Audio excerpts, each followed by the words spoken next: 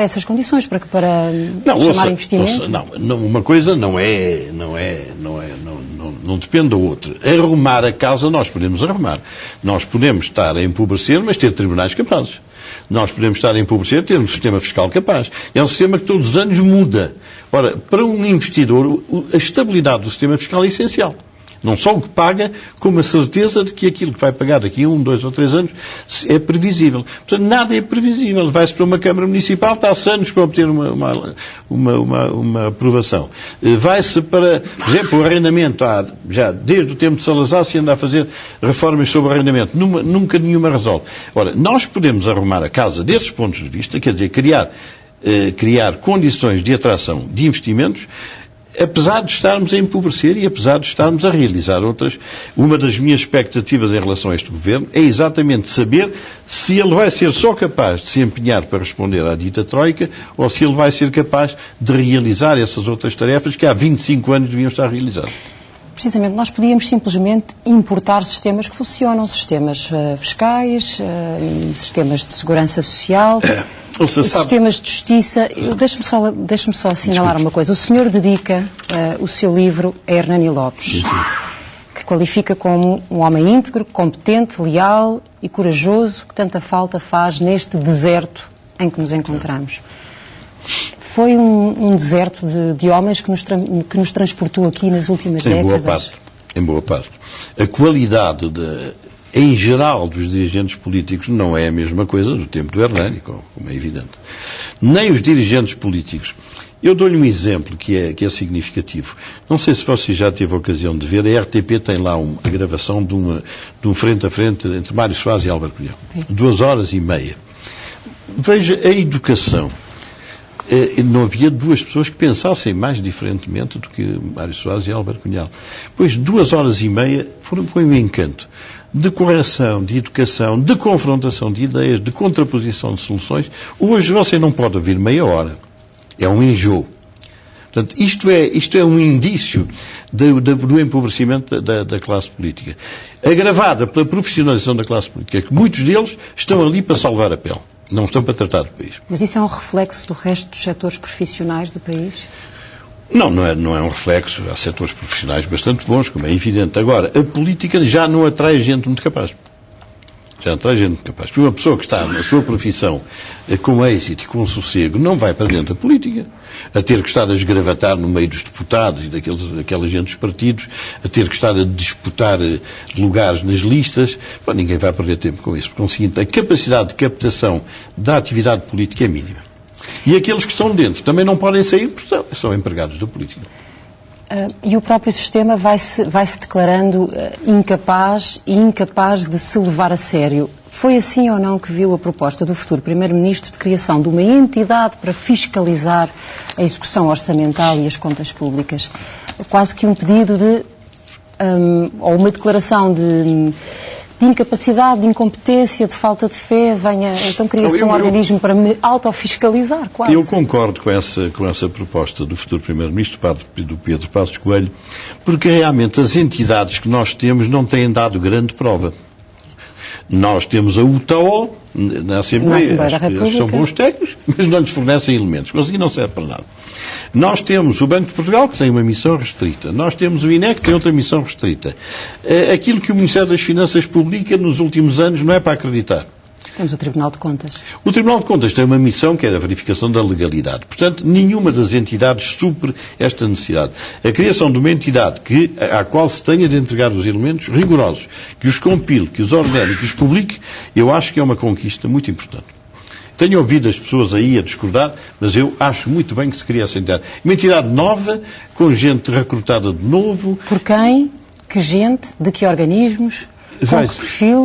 E porquê é que há de ser diferente dos organismos que existem? Ouça, nós não podemos pensar que tudo é incapaz de funcionar. Porque aquilo não funcionou no Ministério das Finanças porque não deixavam funcionar. Porque os números que vinham cá para fora eram tratados para enganar.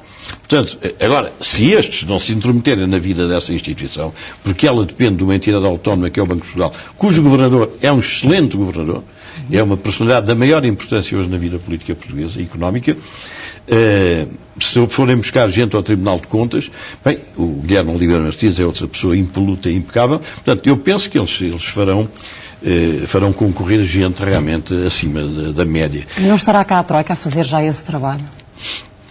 Mas ouça, nós precisamos de ter uma nossa, porque uma entidade destas irá fornecer aquilo que a lei designar. E a Troika fornecerá aquilo que quiser fornecer.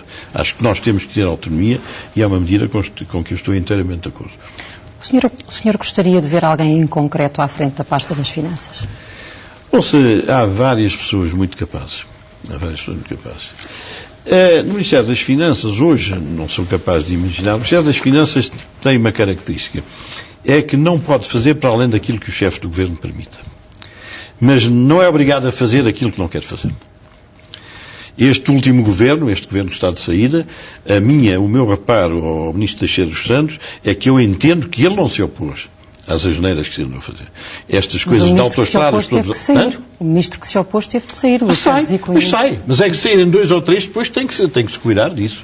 Porque o Ministro das Finanças tem poder de oposição. Não tem poder de iniciativa e poder para levar por diante aquilo que entenda, mas tem poder para fincar os pés no chão. E eu duvido que o Ministro Teixeira dos Santos tenha fincado os pés no chão. Porque estas asneiras todas que se têm andado a fazer... Porque você repare, nós não tínhamos economia para manter o Estado que tínhamos. Como é evidente, esses números que você aí tem são números que atestam rigorosamente isso. Ora, o que é que aconteceu? É que, para além desses encargos que nós já tínhamos, foi por fora criado um imenso conjunto de encargos. Ora, esse conjunto de encargos é irracional, não é necessário para a situação portuguesa de hoje, não é indispensável para a vida e para o progresso de Portugal. Se você tiver 3 autoestradas em vez de 15, o país funciona perfeitamente, como na Irlanda ou na Suécia. Portanto, isso foi, para além de um voluntarismo que eu não quero qualificar agora, um indício das negociatas entre o poder político e as entidades privadas. Porque não se justifica, senão para servir bancos, para servir construtores, que se andassem a enxamear o país de autoestradas. E, portanto, nisso o Ministro das Finanças acho que devia ter-se oposto. Não levava por diante, saía. Vinha outro que se opusesse, saía. E ao terceiro não saía mais ninguém ao quarto. Mas as PPPs foram um pecado comum aos últimos governos todos. Sim, mas não desta maneira. Isso foi uma barbaridade. Quer dizer, se a barbaridade já vinha, então tornou-se barbaridade ao cubo. Quer dizer, se havia asneiras antes, Cavaco Silva, Guterres, não sei se fizeram asneiras nesse domínio. Agora, isso não vem justificar e legitimar mais asneiras.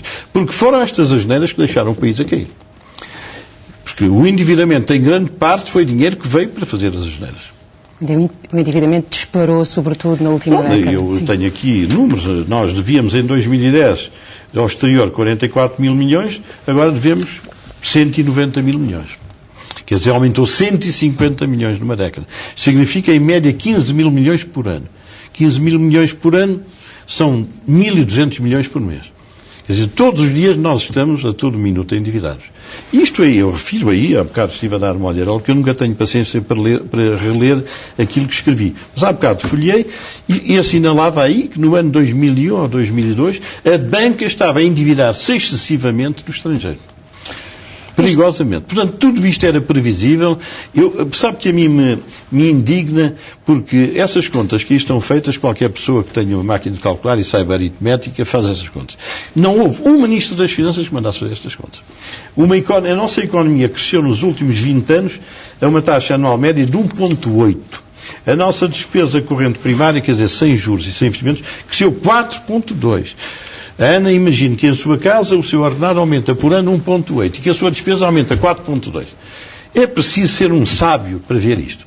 É preciso ser uma pessoa de grande qualidade. Não. Dr. Menino Carrano, nós ouvimos há poucos dias o presidente de uma empresa pública dizer que a empresa tinha de rendimento anual 400 milhões e que tinha de custos 480 e, portanto, era perfeitamente viável. Pois, esse dirigente devia ser chamado para se explicar. Como a explicação não deveria convencer, devia ser logo posto na rua. Este fim da ilusão dirige-se a alguém em concreto ou a todos os portugueses? Oh, Ana, isso não se dirige a ninguém, porque ninguém soube disso, como se sabe. As televisões nunca perguntaram por nada. Porque as televisões tratam normalmente do trimestre, não tratam dos 5 anos. Os jornais não têm, digamos, tiragem suficiente. A população, digamos, não é preparada para estar a ouvir e a perceber essas coisas. Quer dizer, isto era dirigido à classe política chamada.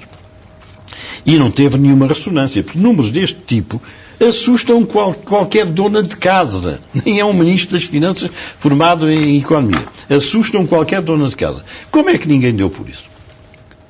Porque estes números estão no Ministério das Finanças, não os roubei, nem os tirei de outro sítio. São de lá. Então algum ministro das Finanças viu isto? Permitiu isto. Permitiu que se fizesse autoestradas aí por todos os cantos com um país a endividar-se desta maneira.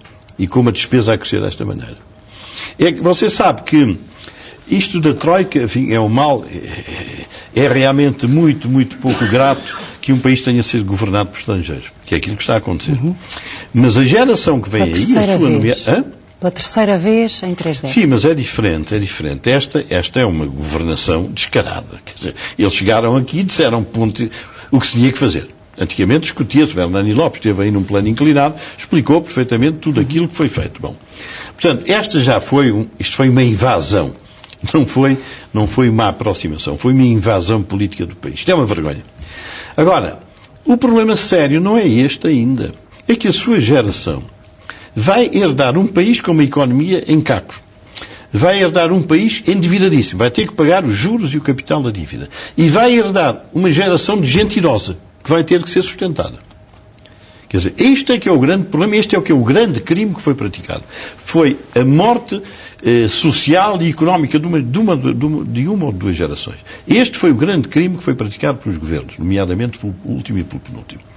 Nós podemos prever muito mais desemprego nos próximos tempos. Como é que dizemos aos portugueses? O que é que lhes dizemos? Não se lhes diz nada, porque aqueles que deveriam dizer vão-se embora. Porque este é o problema da chamada responsabilidade política, que não é coisa nenhuma. Perde-se eleições, o sujeito pega no carro, vai para casa e continua a viver folgadamente. Eu defendo a incriminação dos atos políticos. A incriminação. Portanto, um crime, como digo, não sou penalista, não tenho competência técnica, mas se não há um preceito desse, devia ser criado. Porque, como António Barreto dizia, é preciso dar um exemplo.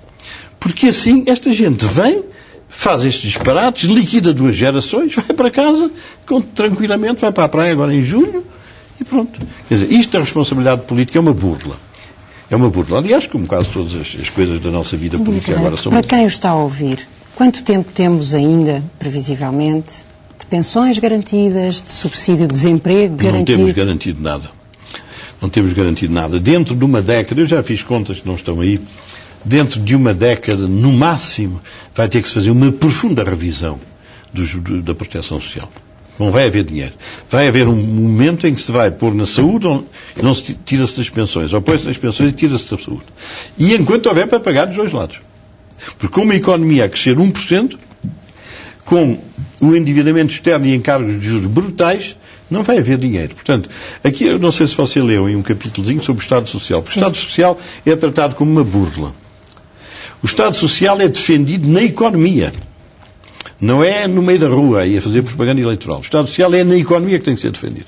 E quando as pessoas vêm, como muitas pessoas da nossa elite, dizem, são os economicistas, uns mensageiros da desgraça, só fazem contas. Bom, nas nossas casas fazemos contas, como é que não se faz contas num país? Chegámos a esta situação de quase transtorno mental. Pensar que num país, um Estado pode viver sem contas. Se estas contas tivessem sido feitas há 5, há 10, há 15 anos, o país não teria chegado aqui. A sua geração, e a geração dos seus filhos, a geração da minha filha, é uma geração que vai ser... Eu uma vez encontrei um ministro destes governos últimos, que me veio cumprimentar num restaurante, e eu disse: os senhores vão ficar conhecidos como os assassinos do futuro de Portugal. Os assassinos do futuro de Portugal. É a qualificação que eu dou a esta gente que conduziu o país a esta situação. Doutor, muito obrigada por ter Ana, aceitado este. Obrigada. O Fim da Ilusão, obra de Henrique Medina Carreira, para olhar para as últimas décadas de governação do país, para conhecer as causas que nos trouxeram aqui, para um debate aberto e para se perceber que é preciso construir um país novo, com alguma capacidade de progresso. Muito obrigada. Boa noite. Muito obrigado.